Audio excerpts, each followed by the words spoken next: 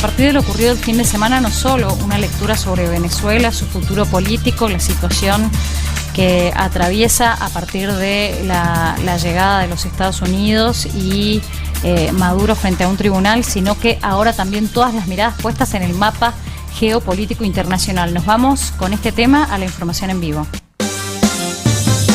Nina Lesic para hablar con un profesor de política internacional y hacer un poco una lectura de todo lo que está pasando. Adelante.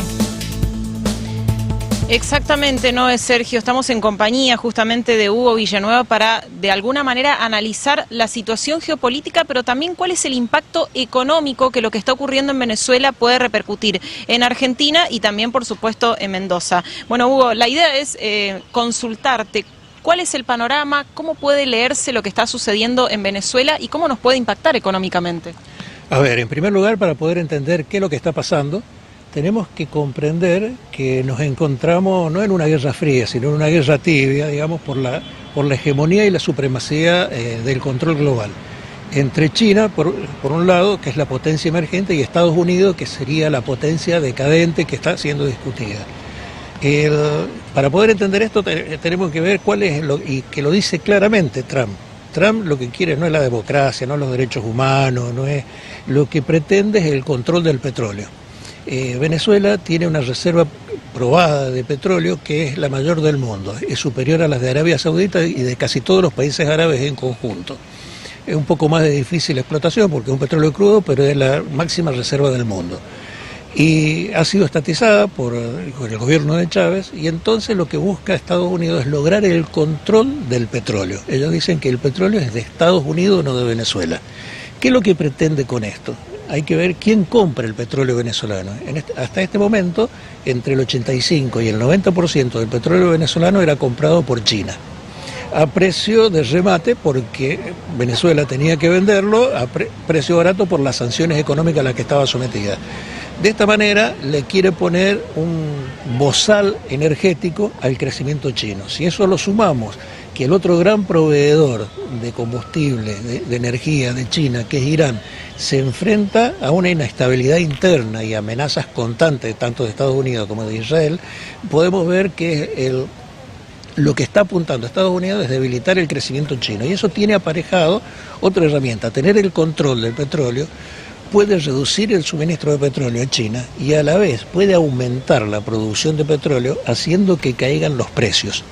En este momento el precio del crudo está alrededor de $55 a nivel mundial, el precio promedio, y haciendo caer el precio del crudo por debajo de los $50, la economía rusa entra en crisis, no puede sostener el esfuerzo de guerra. Entonces está buscando un doble objetivo. ¿Y cómo nos impacta a nosotros? En primer lugar, el hecho de que Estados Unidos haya decidido usar la fuerza es por primera vez en la historia que una potencia por fuera de la región bombardea directamente una capital de un país sudamericano. Nunca había sucedido. Esto demuele todo el derecho internacional. El único derecho que ahora existe es el poder, el uso de la fuerza. Y el uso de la fuerza en pos de los objetivos estratégicos de Estados Unidos. Eso es lo único que rige el mundo de las relaciones internacionales hoy. Puede ser un presidente amigo, lo que importa son los intereses. Kissinger, alguna vuelta dijo, es muy malo ser enemigo de Estados Unidos, pero peor es ser amigo. Porque todos los amigos de Estados Unidos han terminado mal. Cuando no sirven más a sus funciones, es lo que le pasó a Corina Machado ahora.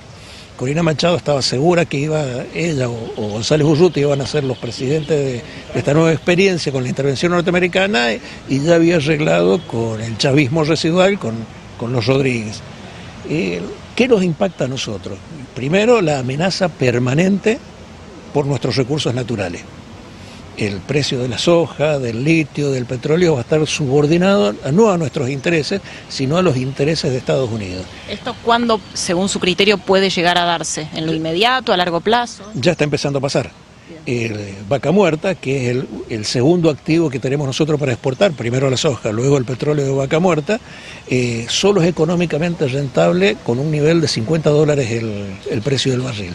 En este momento estaba, hasta ayer, a 55, y generalmente cuando hay una crisis internacional el precio del petróleo tiende a subir.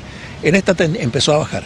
¿Por qué? Porque Estados Unidos le está diciendo a Delcy Rodríguez, o te pasa algo peor que a Maduro o no, le entregás el control del petróleo a las empresas norteamericanas que tienen que inundar de petróleo barato el mundo. ¿Y qué pasa con el dólar, por ejemplo? ¿Puede haber una alteración? El dólar se va a fortalecer. Si se da esto, si no hay una reacción, este es un ajedrez cambiante, permanente. Tiende a fortalecerse y lo que se fuma prácticamente es la posibilidad de establecer una moneda alternativa al dólar, que era el proyecto de los BRICS. El proyecto de los BRICS solo era sustentable con el apoyo del petróleo barato para sustentar esta moneda de Venezuela. Venezuela había solicitado unirse a los BRICS y su moneda de entrada eran las reservas de petróleo que tenía. Esa es una jugada que está ahora todo en el aire, hay que ver cómo evoluciona, pero las amenazas para nosotros son un dólar muy alto y un precio del petróleo muy bajo. Nina.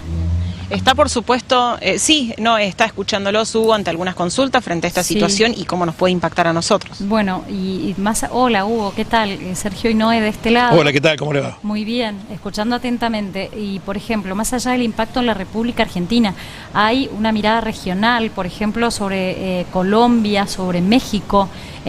¿Cómo puede ser el impacto en la región? Y hay una amenaza explícita, de intervención directa ante cualquier amenaza a los intereses geopolíticos de Estados Unidos. Esto ha pasado generalmente a lo largo de la historia. Tucídides, 400 años antes de Cristo, es algo que ya he sentido varias veces, decía, los fuertes hacen lo que pueden y los débiles tienen que sufrir lo que deben. Latinoamérica, nuestros países, ni en forma grupal ni en forma individual, han construido fuerza como para poder decir que no en el campo de las relaciones internacionales. Entonces, tanto a nosotros como a todos los países de Sudamérica y de Latinoamérica, nos toca sufrir. ¿Qué rol puede llegar a jugar Lula en esto? Digo, porque es un país bastante grande, Brasil, y la posición de Lula es tal vez la posición más férrea que puede encontrar Donald Trump hacia la otra mirada, digamos. Lula hasta el momento Lula ha expresado su oposición, pero está en un momento de debilidad estructural. Brasil es con esto también se fuma el sueño de una potencia regional como Brasil, porque Estados Unidos le impide cualquier régimen de alianzas en el subcontinente.